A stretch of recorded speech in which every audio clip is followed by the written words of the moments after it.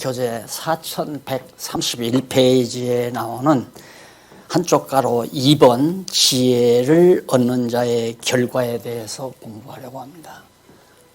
이게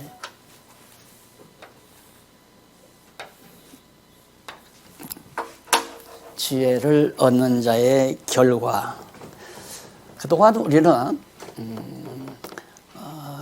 잠언서에서 첫 번째 제2절로 1절은 서론이고요. 제2절로 지혜를 주관하시는 여호와에 대해서 지금 우리가 살펴가고 있는 중인데, 이 제목은 성경 전체의 제목과 잘 어울리잖아요. 성경 전체의 제목이 여호와 계시, 여호와를 계시하시는 말씀이니까 바로 이 잠언서도 두 번째 제2절이 지혜를 주관하시는 여호와를 우리에게 계시하시는 내용으로 다가오는 거죠. 그러니까 거듭 말씀드리지만 성경은 바르게만 딱 알면 아주 간단명료해요. 성경 전체 내용이 아주 간단명료해서 이것만 정리가 되면 우리가 이 세상 살다가 내가 요즘에는 전도서를 좀 보고 싶다. 요즘에는 잠언서를 한번 책임질하고 싶다. 해서 이제 살아가면서 그때그때 필요할 때마다 여기저기 성경을 골라서 볼 수가 있도록 그런 정도로 되지는 거죠. 더 이제 능숙해지면 성경을 일일이 상고하지 않아도 성경 전체의 진리 내용이 자기가 처한 현실 속에 잘 배들어와서 그것이 내 영혼의 양식이 되고 힘이 되고, 그래서 이 거친 세상을 당당하게 이기면서 승리하면서 살아갈 수 있는 그런 인생살이를 성공적으로 이끌 수 있게 된다.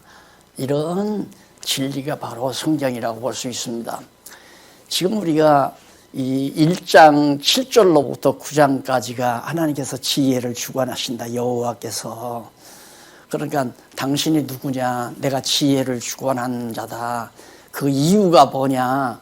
지혜를 주관하시는 이유는 당신이 언약을 하신 것을 이루기 위해서 지혜를 주관하는 거거든요.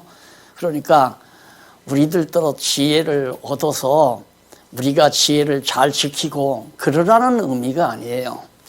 바로 지혜를 여호와 하나님이 주관하시니까 지혜를 얻어서 훈계하는 것도 여호와께서 하시고, 얻어야 하는 까닭이나 얻은 자의 결과 내용도 다 여호와 하나님이 주관하고 섭리하신다. 이게 이제 바로 우리를 참으로 편안하게 만드는, 안정감을 가져다주는, 사람이 세상을 살면서 가장 중요한 것이 안정감이거든요. 그런데 하나님이 없다고 하는 사람들은 이 안정감을 적어도 금덩어리 그래도 몇십 개 정도는 은행에다 보관해 놓고, 땅도 몇만 평 정도 딱 가지고 있고, 부동산도 상당수의 부동산을 가지고 있고, 현찰도 은행에다가 몇억 정도 예치해 놓고 있으면 안정이 될 거라고 생각을 하죠. 그래서 모두가 다 그쪽으로 추구하는 겁니다. 그렇게 하면 나는 이제 편안하다, 안정되다, 나는 망하지 않고 환난도 없고 시련도 없다, 이렇게 생각을 하지만은 실제 그렇게 모아놓고 사는 사람들이 안정감이 있느냐? 불안해요. 가장 불안해요. 금값이 올라간다면 막 흥분하고, 금값이 떨어진다면 막 불안하고, 부동산 값이 올라간다면 정말 흥분하고, 부동산 값이 내려간다면 불안하고, 이자가 약해지면, 현찰로 넣어둔 돈이 이자가 작으면 불안하고, 이자가 높아진다면 정말 흥분되고, 항상 업담, 안정감이 없어요. 다 봄날의 잔잔한 호수처럼 그렇게 안정감을 가질 수 있는 길은 오직 지혜를 주관하시는 여호와 하나님의 주권에 달려있다. 그런 얘기예요. 그래서 바로 그 여호와 하나님께서 지난번에 지혜를 얻으라고 훈계를 하죠. 그러니까 얻으라고 훈계했으니까 아들 르호보암이 네가 지혜를 얻으려고 노력해라 그 말이 아니에요. 그 말이 아니고 지혜를 얻으라고 훈계하는 여호와의 말씀이 바로 르호보암으로 하여금 지혜를 얻게 해 주시는 것이다. 그런데 왜 지혜를 얻으라고 훈계하느냐면 그 까닭을 지난번에 공부했죠. 그 까닭을 밝혀놓고 오늘은 그 얻은 자의 결과가 어떻게 되시는가 그거에 대해서 우리가 이제 공부하게 되십니다. 그래서 3장, 4장을 오늘 공부할 거거든요. 그러면 지난번에 공부한 것이나 오늘 공부한 것이나 때로는 더 나아가서 잠언서 전체가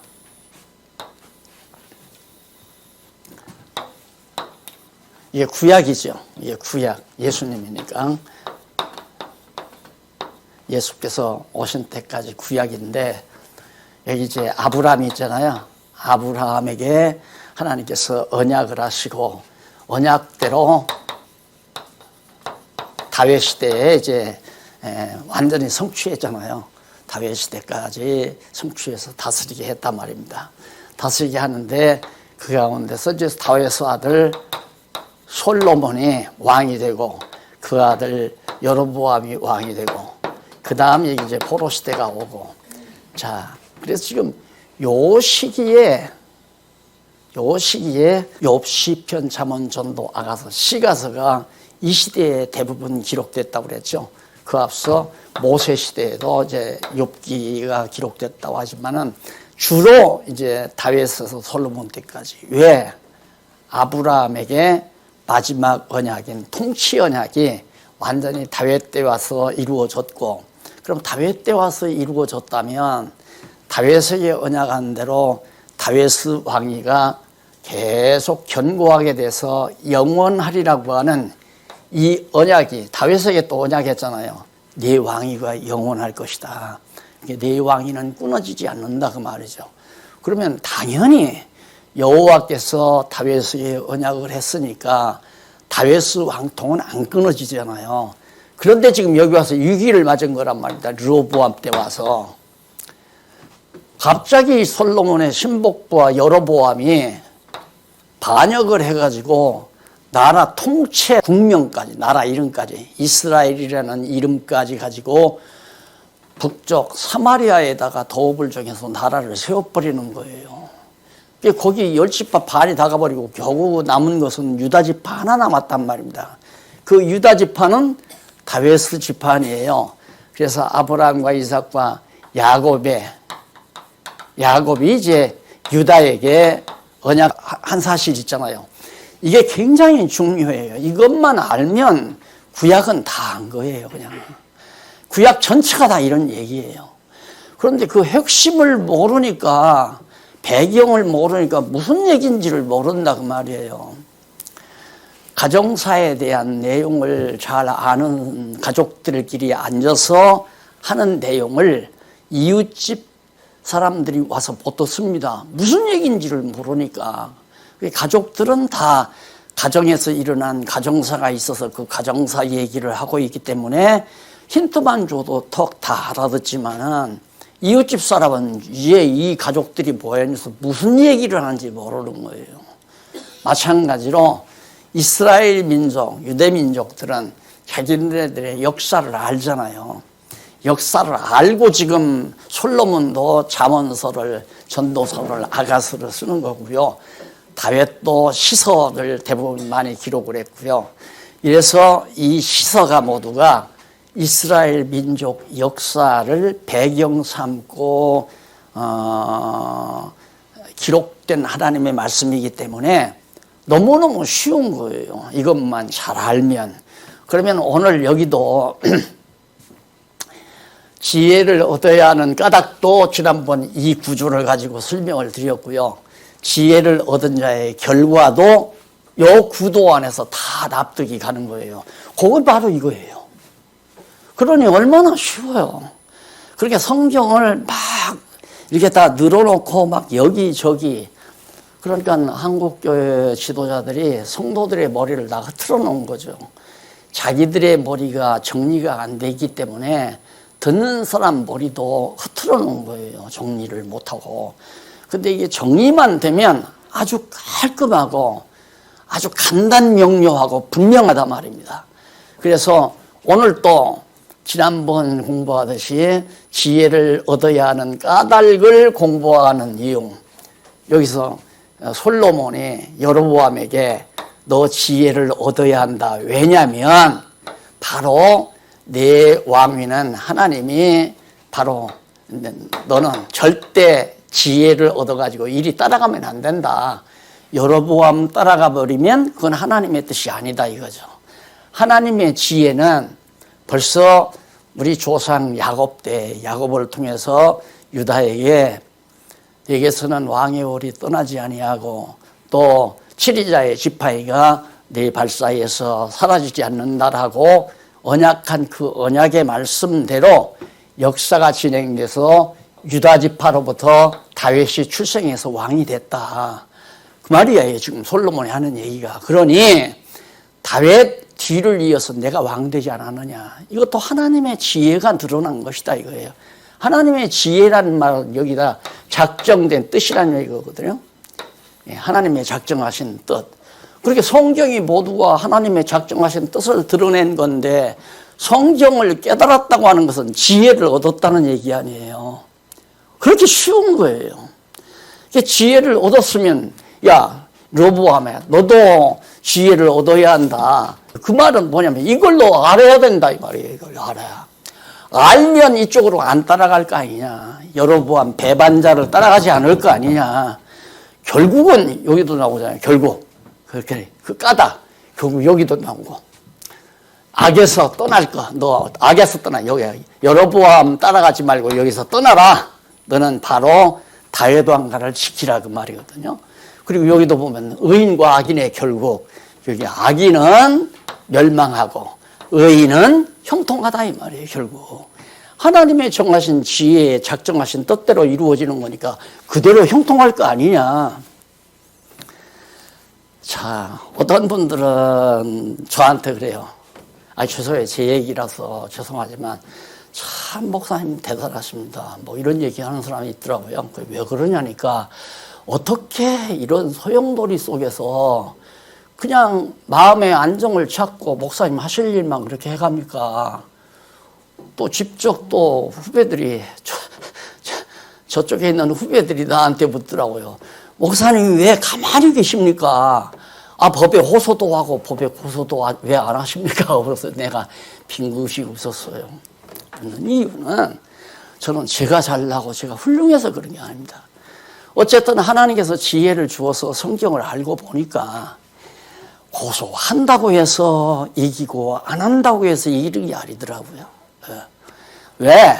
어차피 하나님의 모든 작정하신 뜻 가운데서 되어지는 일이기 때문에 구태여 내가 인간이 뭔가 노력하고 애써서 하려고 하면 하나님께서 비웃을 것 같아요. 그래 네가 해보려고? 그럼 한번 해봐라. 너 한번 네 힘으로 해봐라. 그럴까 봐서 설치지를 못하는 거죠. 그냥 온전히 여호와만 바라보나이다. 여호와만 바라본다는 말은 정하신 뜻대로 이루어지기를 바랍니다. 그 말이거든요. 제가 믿는 것 하나는 첫째는 여호와 하나님을 철저하게 의지하고 경외하는 거고요. 그 다음에 현실적으로는 세상에 아무리 생각해 봐도 이 지구상에 얼마나 많은 나라들이 있어요. 그리고 얼마나 기독교가 성황했던 유럽의 서구 나라들이 얼마나 많이 있었고 기라성 같은 대단한 학자들이 얼마나 많고 그런데 어쩌면 하필이면 20세기 말에 그래야 대한민국 서울 그것도 이제는 성남으로 왔죠. 우리 성남으로 밀려났잖아요. 성남의 구석진 곳에 자리 잡은 장안중앙교회를 통해서 이 하나님의 지혜가 공개돼 버리느냐 이거예요. 이게 하나님의 작정하신 뜻이 완전히 공개됐잖아요. 신약 성경까지 완전히 관통돼서 공개가 된 거예요. 이런 일은 예수님 오신 이후 2000년 역사 이래 없었던 일이고요. 그걸 많은 사람들이 학수고대하고 연구실에서 불을 밝혀놓고 머리가 허옇도록 그렇게 연구해서도 찾지 못해서 방황했던 거. 지금도 그걸 찾으려고 지금 노력하는 많은 학자들이 있고, 그런데 어쩌면 그걸 우리 21세기에 완전히 우리에게 그걸 주었느냐 이 말이죠. 그러니까 이건 하나님의 뜻이에요.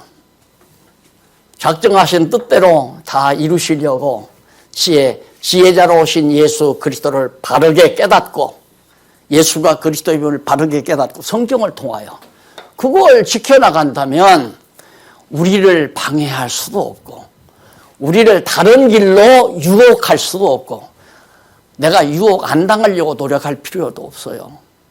내가 안 당하려고 노력한다고 해서 유혹 안 당하는 게 아니에요. 유혹 참 많았죠. 초기부터 유혹이 많았죠. 초기부터 목사님 앞장서서 막 한번 기대만 들어주시면 우리 젊은이들, 그때 한 20, 30대 젊은이들이 전부 대학생들 아니에요. 우리 목숨 내대고 우리 한국교회 개혁하랍니다. 그런데 저는 그때도 벌써 이런 정도로 알았기 때문에 개혁은 무슨 개혁이냐, 우리가 무슨 개혁이냐, 공부나 해라, 공부나 열심히 공부나 더 하면 개혁된다. 그리고 그냥 쏟아뻗죠. 아마 요즘 그 대학생들 데리고서 장난쳤던 사람들이 다 이단 교수 됐잖아요. 전부가 다. 지금 신천지도 그 젊은 아이들, 젊은 처녀 아이들, 총각 아이들, 그것들 데려다가 집에 했다가 오늘 이 서울랑 잤잖아요.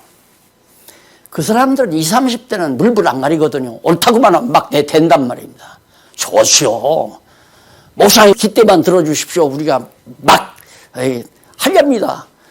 그때 내가 어리석었으면, 그래 내가 개혁자다, 20세기 개혁자다 이러고서 아마 나섰을 거예요. 아니다 이거예요. 내가 한다고 해서 되는 것도 아니고 안 한다고 해서 되는 것도 아니에요. 하나님이 하게 하시는 거지.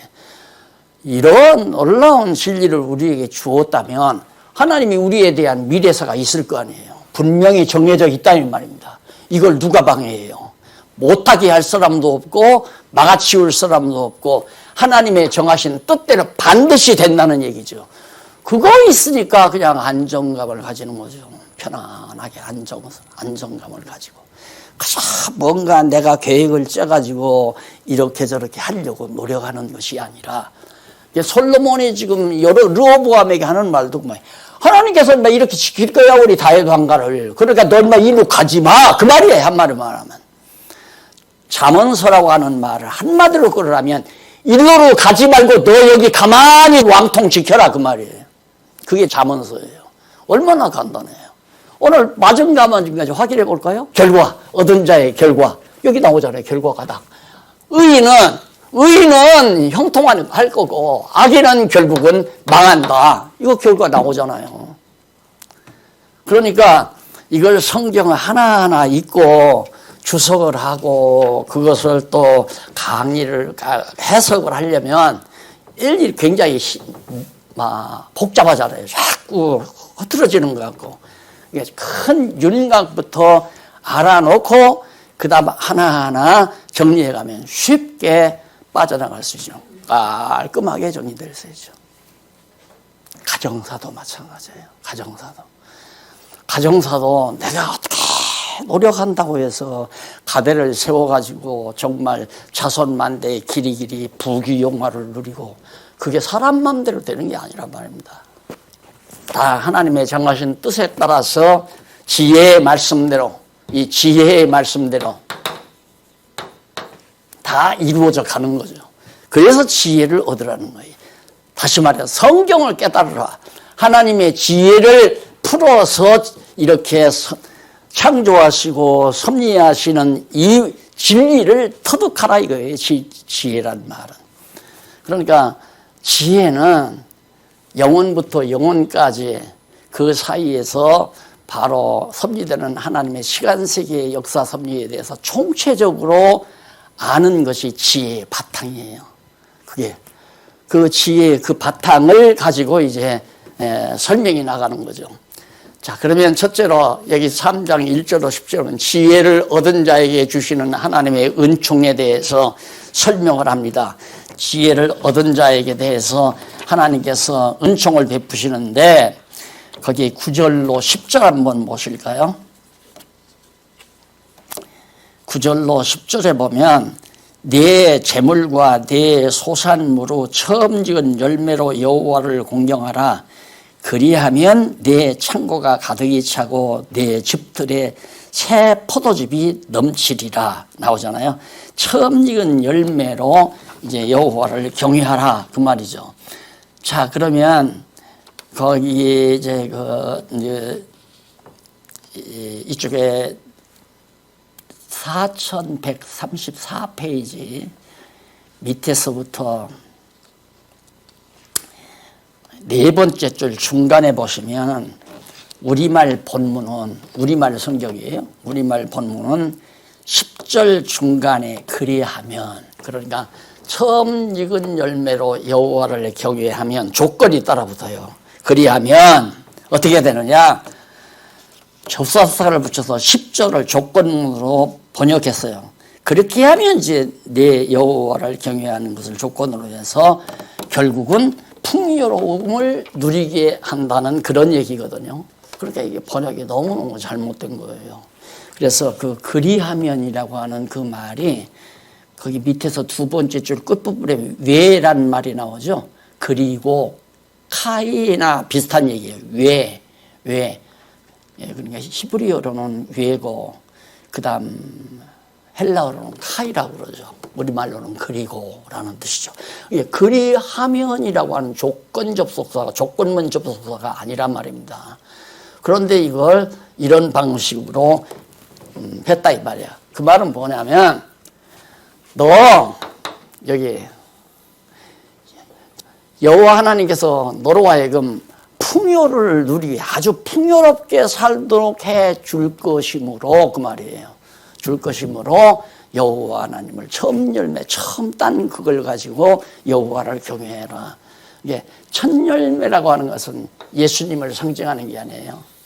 예수 그리스도가 부활의 첫 열매가 되셨으니까, 그러니까 모형적으로 이스라엘 백성들에게는 가나안 땅 들어가 살면 아주 풍성한 열매를 거두어서 잘 먹고 잘 살 수 있도록 하나님이 해줄 것이기 때문에 너는 그 첫 열매를 통해서 여호와를 경외하라 이런 얘기거든요.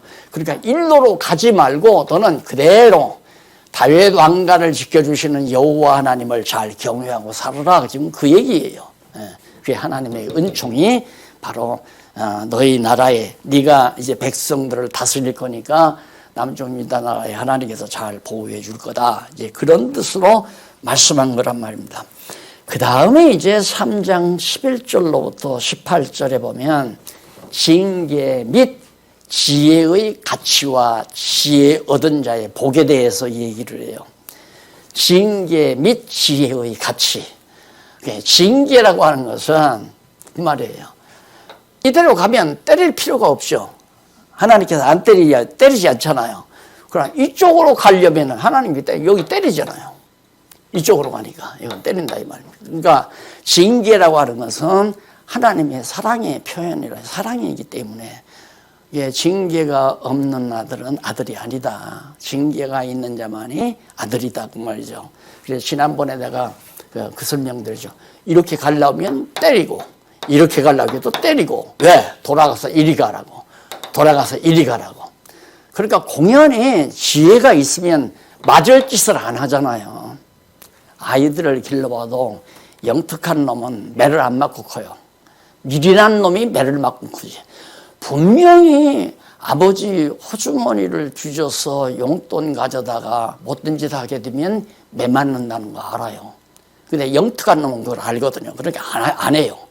그런데 미련한 놈은 아버지만 안 보면 상관없이 하고서 아버지 몰래 하면 아버지가 왜 그걸 모르겠어요. 그리고 회초리 맞는다 이 말이에요. 그래서 하나님께서는 반드시 이 길로 보내기 위해서는 이건 필수적이에요. 필수. 때린다는 징계는 필수적이란 말입니다. 징벌은 아니고요. 징벌이라고 하는 것은 악인들에게, 이런 경우는 징벌이에요. 징벌. 다윗 왕가를 떠났으니까 벌 받아서 망한 거죠. 그러나 가다가 예를 들어서 뭐 하나님께서 온역으로 때렸다든가 재난으로 때렸다든가 할 것은 그건 이제 징계죠. 돌이키게 하려고. 이방신 섬기려고 하면 그 하나님께서 징계를 해요.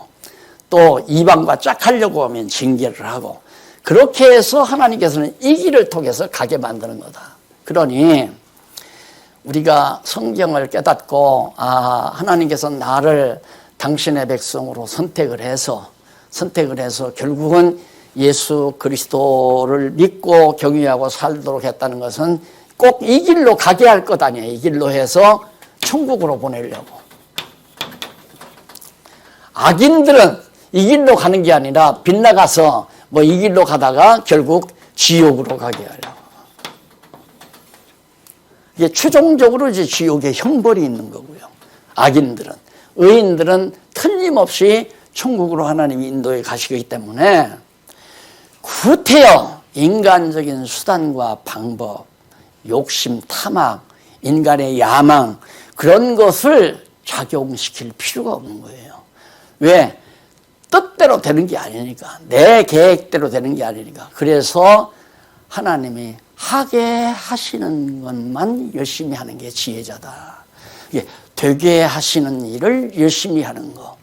내가 두 사람 놓고 가리키는 것, 하나님이 되게 했으니까 두 사람 놓고 가리켜요. 열심히 두 사람 놓고 가리키면 돼요. 두 사람보다 20사람, 20사람보다 200명, 2,000명, 2만 명을 가리키고 싶어서 그냥 인간이 온갖 야망, 그걸 발동시켜 가서 노력해봤자 나중에는 그것이 더 큰 함정이 돼버리고 마는 거죠. 백성들 다 데리고 나가서도 망하잖아요. 백성들 다 데리고 남아도. 여기는 유다집 하나만 남아서도 결국 막판에 가서 여기서 이제 바벨론에 의해서, 이건 징계죠. 바벨론에 의해서 완전히 포로로 잡혀가는 건 징계. 왜? 다시 돌아오니까. 깨닫고 돌아오게 했으니까 징계 아니에요. 이건 징계고, 이건 징벌이고. 그러니까 성경을 내가 직접 읽고 공부를 하면서 이렇게 들으시면서도 확인이 되지만은, 나는 자꾸 강조하는 게 스스로 성경을 보고 맞다. 정말 맞구나. 정말 맞구나. 이거 맞다는 게 확인이 되면 그때부터 마음의 안정이 되는 거예요. 다 뿌리가 내리는 거죠. 나무가 갖다가 심어 놓으면 안정감이 있게 지렛대로 묶어 놓잖아요. 흔들리지 않게 하려고 지렛대로. 왜? 뿌리가 내릴 때까지. 흔들리면 뿌리가 안 내리거든요. 신앙도 마찬가지예요.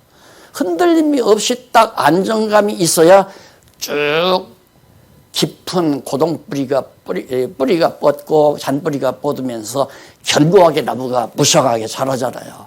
똑같은 이치란 말입니다. 그래서 여기 이제 징계 및 지혜의 가치가, 지혜라는 게 얼마나 가치냐, 징계도 가치로운 거다 그 말이에요. 왜? 다른 데로 못 가게 하나님께서 때리는 거니까. 지혜는 정말 하나님의 올바른 뜻을 알고 살아가니까 가치로운 거고, 지혜 얻은 자는 무릎을 꿇듯이 그건 복이지요. 뭐. 왜? 아브라함에게 복을 약속했잖아요. 복 주기로. 자손, 땅, 통치. 그게 바로 하나님 나라에 대한 약속이란 말입니다.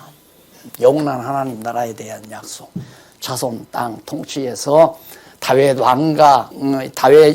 왕가를 통하여 이스라엘 국가를 이루어 주듯이 우리는 하늘의 지혜자로 오신 예수님을 통하여 결국 하나님 백성으로 우리를 인도해 가신다고 하는 확실한 진리가 바로 여기에서 우리에게 전해지고 있는 거죠.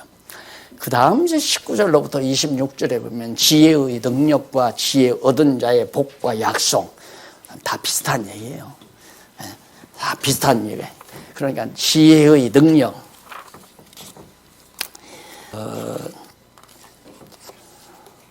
4138페이지 보면 지혜의 능력과 지혜 얻은 자의 복과 약속. 그러면 지혜의 능력이라고 하는 것은 하나님이 작정하신 이 모든 뜻 자체, 그 말씀이죠.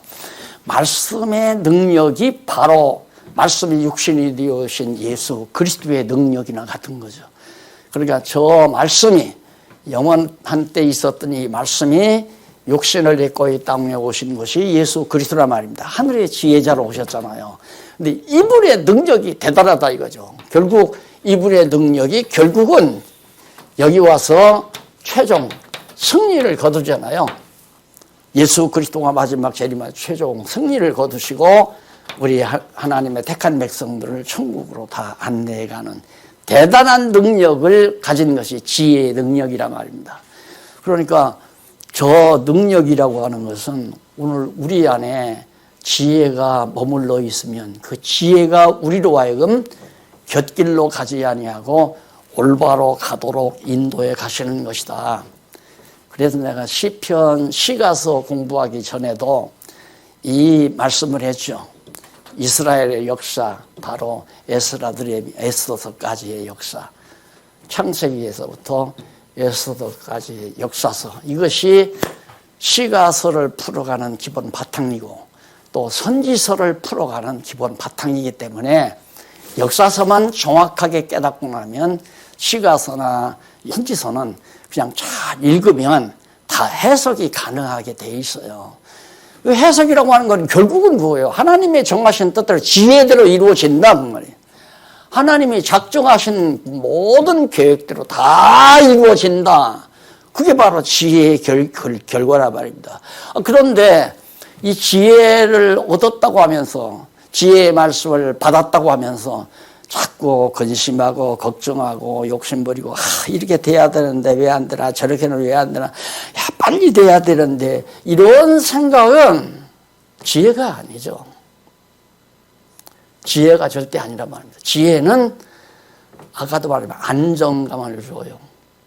그냥 조급하지도 않고 야망도 욕망도 작용하지 아니하고 모든 만사 하나님 여호와의 뜻대로 이루어진다는 이 확신 하나 딱 가지고 기다리고 사는 거예요. 참고 기다리는 거예요.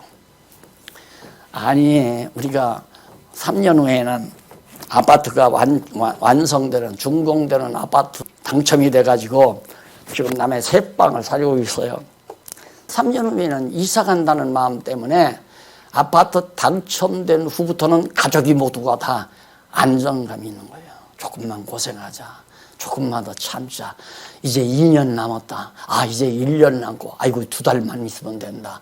2달만 있으면 우리가 정말 이사 갈 수 있다. 아파트로, 새 아파트로. 이렇게 소망을 가지고 참는 것처럼 우리는 너무 분명하잖아요. 하나님의 정하신 뜻대로 확실히 된다는 게 믿어지니까 여호와 하나님만 바라보고 만사를 참고 기다리고 견디는 것이, 그것이 신앙의 힘, 그것이 지혜의 힘이란 말입니다.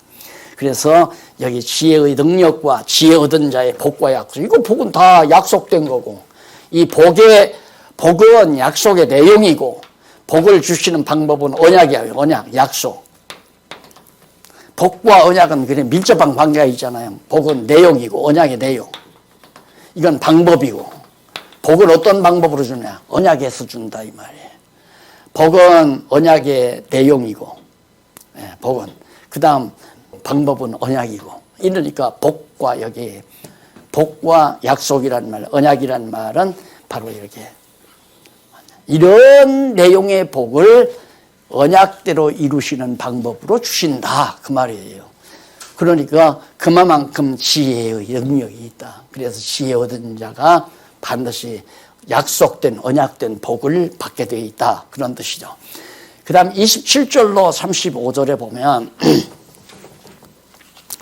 거기 이제 히브리어가 많이 나오죠. 히브리어는 지난번 서론에서 배웠듯이 지혜, 그 다음 명철, 훈계 뭐 등등 쭉 나오죠. 교훈 뭐 이런 거 나오는데 똑같은 얘기예요. 그때 또 한번 확인하라고 그렇게 해드린 겁니다. 그 다음에 이제 거기 4140페이지에 히브리어 조금 긴 거 있어요. 투시아 우메지마라는 말이에요. 투시아 우메지마라고 하는데 이 말은 무슨 뜻이냐면 완전한 지혜라고 그래요. 완전한 지혜. 근데 완전한 지혜와 근신이라는 말이 이제 투시아 우메지마라는 말인데, 이는 여호와의 참된 지혜와 계시, 참된 지혜와 이 지혜가 드러난 계시다 이 말이에요. 이런 의미로 바로 키시아 오메지마, 완전한 지혜와 근신이라는 말이 그대로 하나님의 지혜가 계시된 상태를 말하고 있다. 그 다음에 27절로 35절 여기 맨 마지막 여기 보면은 행실에 대해서 교훈하며, 행실에 대해서 교훈하며 그 까닭과 결국, 행실이란 말은 내가 실제로 행하는 일 아니에요. 그러니까 르호보암이 일로로 갈 것이냐, 그냥 남쪽 유다 왕조를 지킬 것이냐, 백성이 10분의 1밖에 안 남았어도 그대로 유다 백성만을 데리고 다윗 왕가를 지켜나갈 것이냐, 안 그러면 강하게 숫자가 많은 북쪽 이스라엘을 따라갈 것이냐, 그런 것들이 다 행실에 관한 거거든요. 그래서 그 행실에 대해서 교훈하면서 왜 그렇게 되는가, 그 이유가 뭔가, 그 말은 왜 이리로 따라가지 말아야 되는가, 그건 망하니까, 그리고 하나님이 언약한 말씀이 아니니까, 그건 복된 길이 아니니까 따라가면 안 된다 이거죠. 솔직히 정말 우리가 지금 얼마 안 되시는 분들이지만은 교회를 정말 하나님의 말씀대로, 지혜의 말씀대로 교회가 세워지기를 바라고 우리가 외로운 고독한 길을 걸어가잖아요. 근데 고독할 필요 없단 말입니다. 우리가 하나님의 말씀, 성경에 기초한 교회 되도록 하기 위해서 그런 지혜의 말씀대로 지금 우리가 이렇게 살아가는 거란 말입니다. 그럼 이 길은 물어볼 것 없이 성공적인 거 아니에요. 그건 성공할 것이냐 안 할 것이냐 그렇게 계산할 필요가 없는 거예요. 지혜의 말씀대로 하자는 건데, 예수 그리스도를 교회의 머리로 삼고 그대로 우리가 지상의 교회를 세워가자는 건데, 이것처럼 올바른 길이 어디 있어요. 그러니 규모가 작든 말든 상관이 없어요. 그저 어느 것이 지혜의 길인가, 어느 것이. 그래서 행실, 많은 숫자 따라가야지, 이런 행실, 그 까닭은 왜? 행실을 올바로 하지만 결국은 뻔하잖아요. 아무리 열지파 반을 다 데리고 나갔어도 망하는 건 정해져 있는 거고요. 이미 그건 모세 때 다 언약돼 있었잖아요. 모세 때에 망한다. 자, 다윗 왕조는 절대 망하지 않고 영원하리라 들면 진짜 아브라함과 다윗의 자손 예수님이 오셔서 영원한 천국으로 가서 영원 무궁토록 와르초 왕조가, 여기는 모형적이고 그림자적으로, 여기는 실체적으로, 여기는 원형적으로, 여기는 육체의 장막을 벗어버리니까. 그런데 어떤 논리를 펴느냐면 육신교회, 이건 보이는 교회라는 거죠. 보이는 교회. 이것은 영원한 교회인데 육신이 아니라 신령한 교회. 신령한 교회니까 이것은 안 보이는 교회.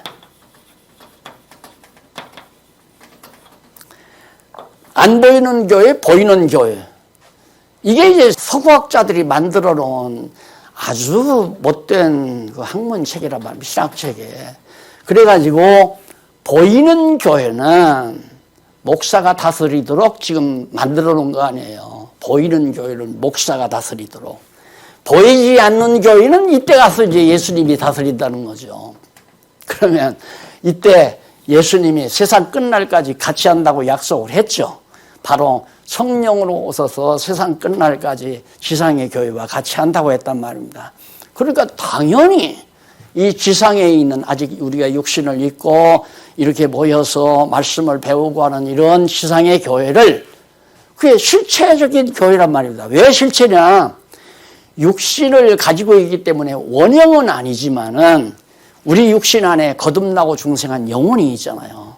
그 영혼을 누구가 다스리냐? 물론 육신도 다 다스리지만 머리 되신 예수 그리스도가 우리 성도들의 심령을 다 다스려가니까, 그래서 마음의 소원도 주고 사명감도 주고 각각 은사도 주고, 그렇게 해서 주님이 원하시는 뜻대로 살아가도록 하는 것이 지상교회란 말입니다. 이게 불완전하죠. 왜? 육신이 있기 때문에 성령의 서욕 따라 살다가도 자꾸만 육신의 서욕이 나를 유혹하니까 요것과 같은 거죠. 정말 다윗 왕조를 따라서 그냥 살려고 하는데, 자, 이렇게 따라가서 다 내가 너희들에게 세금도 감면해주고 정말 편안하게 잘 먹고 잘 살게 해주겠다, 그렇게 여로보암이 유혹하니까 다 따라갔단 말입니다. 그 유다 지파만 안 따라가고 다행스럽게. 그러니까 따라가죠. 육신의 그런 유혹이 있으니까. 그러니까 이렇게 갔다가도 이것은 하나님의 나라 다윗 왕조는 아니지만 따라갔던 백성이 다시 돌아오잖아요. 살아남은 백성들은 다시 돌아와요. 그러니까 잘못된 교회 조직 속에 들어갔다고 해서 저런 사람들은 지옥 가고 우리만 천국 간다, 그건 아니에요. 그건 아니란 말입니다. 육신을 가지고 있기 때문에 유혹을 받아서 잘못 갔다가도 나라는 망하지만 결국 다시 돌아와서 다윗 왕조 아래 거하게 되잖아요. 그렇기 때문에 정말 지혜를 얻어가지고 그 훈계를 바르게 들어야 될 까닭과 결국 그 결국에 대해서 솔로몬이 잘 가르쳐주고 있는 겁니다. 자, 그 다음 넘어가서 4장 1절로 9절에 보면 지혜를 얻어 버리지 말고 살아가며 높일까. 여기서 지혜를 얻어서, 그래, 하나님께서 우리에게 하나님의 지혜를 주관하시잖아요. 하나님의 지혜를 주관하니까 지혜를 얻어야 하는 까닭을 지금 설명하는 거란 말입니다. 설명하면 까닭은 간단해요. 지혜를 떠나면 망하고 지혜를 지키면 복과 약속이 있는 거고 언약대로 복이 임하는 거고. 자, 그래서 당연히 우리는 바로 그 지혜를 버리면 안 되죠. 그래서 제가 그런 얘기 아마 기억나실 거예요. 이게 우리에게 하나님께서 깨닫게 하신 이 하나님의 말씀은 천만금을 주고도 바꾸지 못한다. 바꿀 수가 없다. 그만큼 가치가 있는 거 아니냐 말이에요. 천만금을 주고도. 나 혼자 지구덩어리 가지고 살면 뭐 하겠어요? 지구덩어리 가서는 황금덩어리를 하십니다. 그거 나 혼자 가지고 살면 뭐 하겠어요? 필요가 없죠. 지혜는 영원한 나라가 보장된 거 아닙니까? 바꿀 수가 없잖아요. 어차피 우리는 이 세상 살면서 몇십 년 살다가 하나님이 부르시면 육체의 막 벗어버리고 그냥 영원한 원형의 교회 성도로서 그리스도와 함께 영원토록 살게 될 것이 보장되어 있는데 무엇하고 바꿀 수 있겠느냐 말입니다. 안 바꾼다고. 그래서 이런 확실한, 제가 지금 이 말씀을 강조해 드리는 게 뭐냐면 이거 하나 붙들고 그냥 이 소중한 지혜 이거 하나 붙들고 이 영원한 하나님 나라 소망을 삼아서 참고 기다리면서 사는 것이 우리의 삶이에요. 근데 그 기다림은 지겹지를 않단 말입니다. 확실한가? 소망이 확실하니까. 아니 3년 후에 새로 지은 아파트로 이사 간다는데 그 한 3년 동안 새빵살이 못하겠어요? 참아야죠. 안 그래요? 그러듯이 이건 아파트 정도가 아니잖아요. 영원한 생명을 누리는 하나님 나라인데 이 나라가 이미 우리를 보장받았으니까 이 지혜 버리지 말고 사랑하면서 정말 오직 지혜만 최고로 높이고 값을 최고로 높이고, 요즘 금값 최고 아무리 올라간다는데 나는 그 금덩어리 몸살이고 저건 뭐 정말 깨물어 먹을 것도 아니고 전염병이 들어오면 저것 먹어서 낫는 것도 아니고 저거 사실은 무가치한 건데 모두가 다 그걸 가치 있게 생각하다 보니까 값이 높아간 거예요. 우리는 오직 지혜만을 최고로 사랑하고 지혜만을 최고의 가치로 두고 살아가는 그것이 바로 우리의 지혜로움이다 하는 거. 10절로 19절은 형통함을 예언하면서 의인하다. 반드시 그렇죠. 자, 여기서 다윗이 왕되고 솔로몬이 왕되고 여로보암이 왕되잖아요. 이리 가요. 그런데 이때 자꾸 이쪽 바라보고 애굽도 의지하고 아수르도 의지하고 이런 때가 있어요. 이방 신들을. 그럴 때마다 하나님께서 다 잘라버리잖아요. 못 가게. 왜? 어디로만? 이 길로만 가게 하려고. 양돈업자들이 돼지를 이제 딱 한 100근 정도 나가게 길러가지고는 다 시장에 내야 되잖아요. 한 8, 90근짜리가 대체일 좋다고 그러더라고요. 그때쯤 먹여놓고는 이제 운반 차량을 대는데 어떻게 하냐면 딱 통로를 하나만 만들어 놔요. 돼지가 나갈 수 있는 통로를. 그리고 그리로 나가면 자연스럽게 그냥 차량으로 들어가게, 차량 짐차 속으로 들어가도록 그렇게 딱 만들어 놓고 집주인이 돼지우리에 들어가서 때려 몰아요. 왜? 글로 들어가 차량으로 가라고. 똑같아요. 하나님이 그렇게 몰아가시는데 어떻게 그 일을 한가요? 누구에게? 지혜자에게. 그러니까 우리는 안 되는 일이 다 잘 되는 일, 형통한 일이다. 제가 한번 아마 지방교회 가서 그 얘기 했을 거예요. 형통한 길, 시편 1편에 보면 형통한 길로 인도하시도다. 형통한 길로 인도한다는 내용이 나오거든요. 그 얘기를 읽고 바로 이런 의미의 얘기를 했어요. 그러니까 그냥 그렇겠구나 이러면 안 돼요. 정말 그렇네. 맞다. 그것이 완전히 그냥 내 양식이 돼야 돼요. 양식이. 그게 뭔 일을 하다가 안 되면 우리는 콧받치잖아요. 그렇게 시험해 보면 돼요. 실망이 됐다. 뭔가 하기도 싫고 실망이 됐다라고 하는 건 자기 계획대로 안 됐다는 얘기거든요. 그런데 성경을 깨닫게 되면 실망할 일이 없잖아요. 하다가 안 되면 그 일 가면 안 되니까 하나님께서 막으셨구나 이렇게 생각을 해야죠. 그래서 요즘 제가 이제 태어나서부터 살아온 과거를 하나하나 점검을 하면서 한번 정리를 해봐요. 너무너무 분명한 거예요. 너무너무.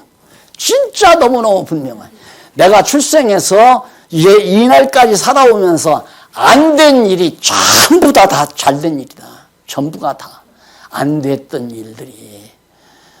이제 그러니까 그렇게 얘기하면 혹시 목사님 위치에서 그럴지 내 위치가 뭐가서요? 내 위치가 지난번에도 어느 목사님이 내 얘기하니까 그 목사님 부담스럽다고 그래요. 왜 그러냐니까 너무 이단으로 알려져 가지고 부담스럽다고. 그게 뭐가 대단한 일입니까? 근데 그게 나로서는 참 영예로운 일이거든요.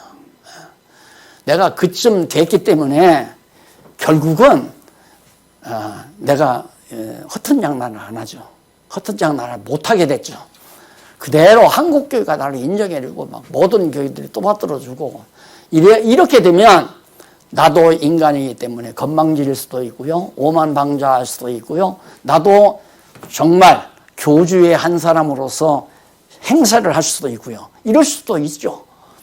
그래서 사실 나는 이단으로 규명한 노예나 총회 이런 총회들도 지금 생각해 보니까 하나님께서 나로 하여금 내 길 가게 하시려고 그렇게 다 이단으로 막기도 하고 나를 멸시도 하고 천대도 하고 또 교회도 막 파란도 일어나고 이런 일들이 다 정말 형통한 길로 인도해 가시는. 그래서 결국 여로보암은 형통한 길로 가지만은 악인은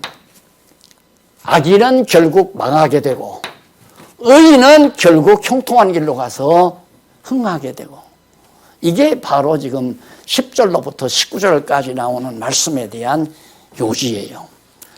그리고 마지막 10절로 19절까지 말씀을 드렸고요. 그 다음 20절로 27절에 보면 지혜를 마음속에 지키고 발을 악에서 떠나게 하라고. 여기. 솔로몬이 르호보암에게 너 지혜를 마음속에 지켜라. 그건 여기서부터죠. 창세 전에 정하신 하나님의 뜻대로 아브라함에게 언약하시고 언약대로 이루시는 이 지혜의 내용을 마음에 잘 지키고 그 다음 어떻게? 발을 악에서 떠나게 하라. 네가 발을 이쪽으로 가는 여기에서 발 떠나라. 절대 거기 발 들이지 말라 그 말이에요. 이 길로만 가라. 그러니까 이제 이렇게 정리해 놓고 이제 집에 가셔서 복습하실 때 성경 본문을 하나하나 읽어보세요.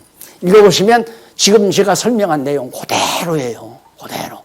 그러니까 이 사실을 알면 잠언서는 간단명료하다. 잠언서뿐만 아니죠. 성경이 너무 간단명료해요. 아주 간단해요. 그냥 지혜 하나로 딱 정리되면 돼요. 성경을 깨달으면 바로 지혜가 있을 수밖에 없다. 지혜를 가진 자는 낙심시킬 수도 없고 절망을 시킬 수도 없고 그 사람을 방해할 수도 없고. 자, 이럴 경우죠. 내가 곁길로 가려고 하는 것을 여로보암이 곁길로 가려고 하니까 막았어요. 그러면 이 막은 사람들은 내가 못 가게 하니까 너는 못 가지 않느냐? 그게 아니라 여로보암은 어떻게 되면 못 가게 막았을 때 하하 하나님께 나를 올바른 길로 가게 하셨구나. 실망이 있을 수가 없죠. 자기 계획대로 안 됐다고 해서 낙심하는 건 지혜자가 아니죠. 어떠한 경우도 절망과 낙심, 좌절이 없는, 그래서 안정감이 있는, 그래서 늘 계속해서 하나님의 말씀의 뿌리가 심리, 마음속에 깊이 자리 잡는 그런 역사가 바로 우리를 형통한 길로 인도해가는 길이다. 집에 가셔서 꼭 한번, 제가 일일이 성경을 본문을 못 읽었으니까요, 한번 오늘 강의를 들으시고 저렇게 그림을 저렇게 하나 그려놓으세요. 어느 목사님이 어느 도회 목사님들에게 가서 성경신학을 소개했대요. 그러니까 그렇게 다 좋아하더라고요. 근데 참 이상하죠. 그 성경신학을 연구하는 나는 이단이라고 너무 이름이 나서 부담스럽고 그 내용은 너무너무 좋다 이거예요. 세상이 이상한 세상이 되어버렸어요. 자, 그래서 정말 하나님의 말씀 아니면 우리가 신앙도 한 가정도 내 인격도 정상적으로 자리 잡기가 참 힘든 거거든요. 오늘 말씀 기억하시면서 복습 꼭 좀 하셨으면 좋겠고요. 다음 시간에는 7장까지, 5장에서 7장까지 지혜를 지키라는 훈계. 뭐 간단하죠. 미리 강의를 해드릴게요. 지혜 지키란 말은 이거 지켜나가라 이 말이에요. 이거 지키라. 하나님이 정하신 이 길을 꼭 지켜서 떠나지 말고, 거기서 떠나지 말고, 빗나가지 말고 이 길 지켜서 여기 가라 이 말이죠. 기도하십시다. 하나님 아버지, 오늘 또 잠언서 3장 4장을 함께 상고했습니다. 정하신 뜻 따라 만사가 이루어진다는 사실을 우리에게 깨닫게 해서 지혜자로 삼아주신 것을 감사드립니다. 내일이 안 된다고 좌절하는 어리석음을 버리게 하시고 내 고집대로 살려고 하는 우리 자신의 미련함도 버리게 하시옵소서. 오직 하나님의 정하신 뜻대로 살아가는 슬기롭고 지혜로운 종들로 삼아주시옵시기를 비오며 예수님 이름으로 기도드립니다. 아멘.